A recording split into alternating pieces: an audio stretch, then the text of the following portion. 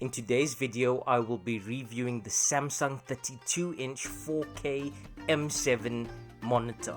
I'm going to go through a few things, starting off with the size, the build quality and the type of screen, the input and output ports, the smart features, and then finally the price before giving you my verdict. As you can see, it's behind me to my right. It's roughly an arm's length away. You can see here. I was at first quite apprehensive to go with a 32-inch 4K. I thought it'll be way too big in front of me. However, I can tell you that this is the perfect size. So you up there, just to give you guys some indication of how it looks when I'm in front of my PC or my MacBook like this, roughly 45 centimeters away from me. Nitty gritty and nerdy specs. It comes with a VA panel, not to be confused with an IPS or the various types of technologies. It's not even that important. Just know that the type of panel influences things like the refresh rate and the resolution. So this one is a 4K 60 Hz. Now onto the build quality. Incredibly premium product. It has such a tiny little bezel around it. It looks modern. It's incredibly clean. It has the Samsung logo in the front bottom center.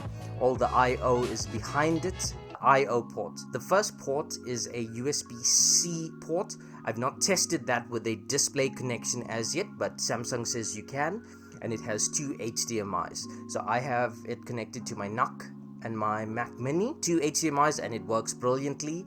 Next, the smart features. It has, before I get into the software, starting with the hardware, it does have built-in speakers. They're not the best sound quality, however, it's good enough for me.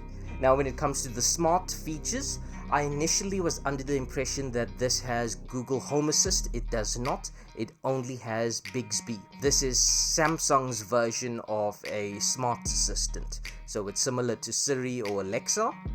When it comes to apps, it has Samsung's built-in app store, so you can get things like Netflix and YouTube, the various smart apps, as you can see right now. The issue I had was if I want to control things like the brightness and that sort of thing, you have to physically press it on the screen buttons on the underside of screen, just below where the Samsung logo is here in the middle. It does have AirPlay to wirelessly display your secondary screen or screen mirroring. It has built-in Office. I've not personally connected my mouse and keyboard to the screen itself, but it does have this, and it is a smart feature. So in terms of pricing, this is around $430 US. I have seen them go on sale for around $320, so shop around and see. That brings me on to the last point, which is the remote itself. You can power on the monitor, you can power it off, you can switch between your various sources. It is a smart remote in the sense that it does have microphone, so you can do voice assist. Bixby, what is the temperature tomorrow? I need some more information. What location are you looking for?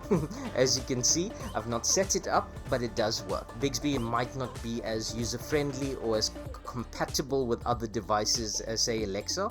Alexa, switch off studio. Okay.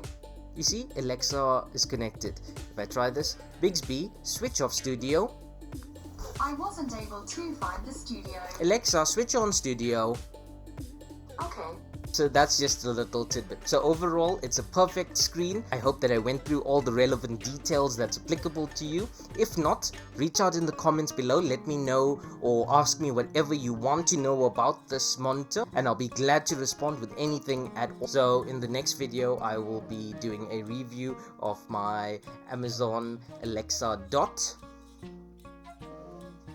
So stay tuned for that.